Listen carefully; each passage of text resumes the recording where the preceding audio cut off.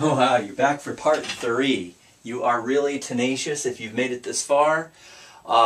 This has been about decimals, percents, and fraction equivalents, and we want to be able to make those conversions. We've already gone through all of these fractions. The only one I left out on purpose was the 1/2. I want you to think about the 1/2, what you get, why it works, how much they're worth, how you do your equivalents. And if you haven't done that yet, go back, pause the video, try it out. The last one, and the one I saved for last, is by far and away the easiest of all of these fractions. The 1/9, the ninths happen to be repeating decimals, and if I give you 2/9, you'll probably be able to figure out all the rest. 2/9 happens to be 0.222 repeating. When we change this to a percent, we move the decimal 2 places, and it happens to be 22.2 repeating percent. Another way to write that is 22 2/9%. 7/9 works exactly the same way. I'd like you to write it yourself, write down your decimal equivalent, make a guess. You're almost certain to get it right. So, hint hint, pause the video, write it down.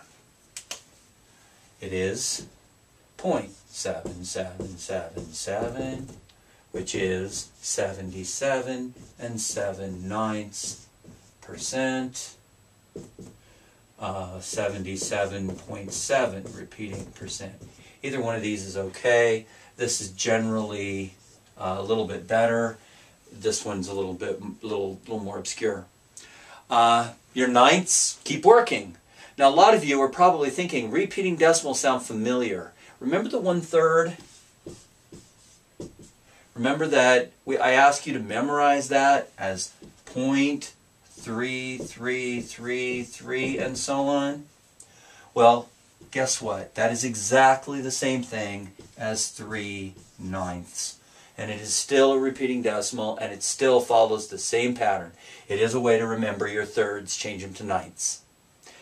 And that is 33 1/3 or 33 3/9. We generally like to reduce fractions, so I'm going to write it as 33 1/3%. Your 2/3, try it out the same way, change it to ninths, and you can see you still have the same pattern. Now, what I mentioned before is that I was going to show you a way to remember these, and I'm going to teach you how. I'm not going to teach you why, but I'm going to teach you how to do this and how to better remember these fraction decimals and percents. You've already spent nearly 40 minutes watching the video and learning the explanation. Now, if you spend one more hour doing what I tell you, you will be able to get these very, very well. Now, what I'm going to ask you to do is get a pack of note cards, 3x5, standard 3x5 note cards. They can be blank, they can be lined, it really doesn't matter. What we're going to do is we're going to create a packet of flashcards. Now, traditional flashcards have multiplication, division, addition, subtraction on them, and they're used for grade school kids. And they're extremely effective. They've stopped using them, of course. Wouldn't want our kids to learn any math. So, I want you to learn some math. So this is what we're going to do. We're going to put on the front of your note card, we're going to choose a fraction, and I'm going to choose the one that I chose at the very beginning of the first video, 7/25.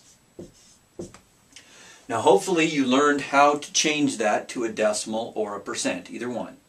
Now, I want you to choose one, a decimal or a percent. I'm going to choose a decimal, and that's why I put a D up in the corner. A note card is meant to ask a question. A lot of people think studying is looking at answers and trying to somehow force them into their mind. That's not really what you want to do. What you want to do is practice extracting answers. You want to practice remembering. And the best way to remember anything is to ask yourself a question. This note card asks the question, 7/25, change it to a decimal. On the back of the note card, we're going to put the answer. Now, I don't recommend using pen. you can actually read through and you'll cheat. Human beings are that way. So use pencil, light pencil, plus that way you can reuse them. Because once you learn this one and you've used the note card several times, you're going to want to change it to one more difficult. 7/25ths. Remember that 25ths we multiply by 4. We use 4 cents each, and 4 cents each makes that 28 cents. That is 28 cents written as a decimal. Now a lot of students get confused. They don't know what to put up here in the corner. You're going to put whatever's on the other side. On the other side of this is a fraction. I put an F. Notice, you don't put the D above the decimal. You put the F above the decimal because I'm going to change this decimal to a fraction. I'm going to change this fraction to a decimal. Now when I use my note cards, they're asking me a question. I make several note cards until I have a little pile of note cards like this, and it asks me a question. The first one says 3/5 as a percent. That's all it has on it. Don't know if you can see it. Hopefully I got it. It says this: 3/5 as a percent. Notice that's not a D, that's a P. That is 3/5 as a percent, and I want to change it in my head. Now what I think about, of course, is that fifths are worth 20 cents each. That happens to be 20%. 3 of those is 60%. So on the back of this note card, which I anticipate, I have 60%. And up in the corner, I put a fraction so that I can use it both ways. Now, to use these note cards, here's what you do. You read the question and you answer it in your head. The whole idea is to try to remember where that came from, and if you can't, turn it over and see if you remember the connection that you made. That one wasn't it. See if you remember the connection that you made with fifths, percent, and so on. Put that note card aside. Go to the next note card. It says 17/50ths as a decimal. Guess I didn't have to erase that.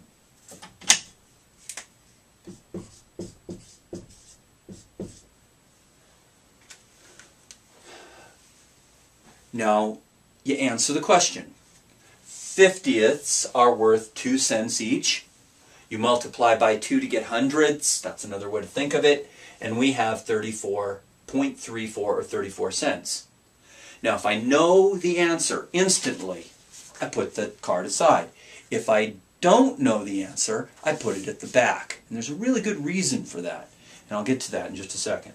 Now, the next one says 21/25ths as a percent. I'm just going to write it up here. And we want to write the percent that goes with 21/25ths. We know that 25ths I have to multiply by 4 to get 100. So I have to multiply this by 4 to get hundredths, and that gives me my percent, which is 84%. If you know it immediately, you put it aside. If you don't know it, you put it back because you need to study again. What this does is it divides up your knowledge into 2 parts. Those that you know instantly, you don't need to study anymore. And those that you need to see again are there waiting for you. Now once you've done them all, and you have them all in the knowledge pile, now what you can do, pick them all up, shuffle them, and this process at first is fairly slow. But after a little while, you become good enough that you can go through them very rapidly. 7/8 as a decimal is 0.875. 3/5 as a percent is 60%. 17/50ths is 0.34 or 34 cents. 21/25ths as a percent is 84%. 5/6 as a percent is 83 1/3%, and so on. Until you have them all remembered, not memorized. Memorization indicates that you're putting something in. Remembering indicates that you're taking something out. All we want to be able to do is take things out of memory, because that's what you're going to do on tests. That's what you're going to use to have random access memory. Lots of it. Use your note cards. Do what I ask you to do. Make about 50 or so of these and work through them. Here's some ideas. Do not make note cards that are too easy for you. If you have no trouble at all with the quarters, don't make note cards with quarters on them. That's not challenging at all. If the sixths are killing you, make even some extra ones. Don't just put one of them in there. Put 2 or 3. Put them into a group. And then you'll hit yourself more and more with the sixths than anything else, if that's where your trouble is. Highly recommend knowing your eighths. You need to know those eighths. And give it a try. You're going to find that it doesn't take long for you to get your note cards down. Now what's really interesting is when you turn these over and you do the Jeopardy type thing, what's the question? Working backwards. You get an answer and you want the question. They do work both ways, by the way.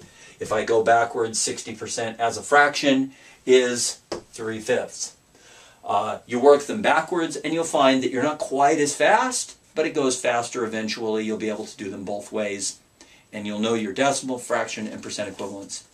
If you want more information on why this works and the justification for using this note card system for memorization and a little bit more detail, please watch the note card video that's coming up.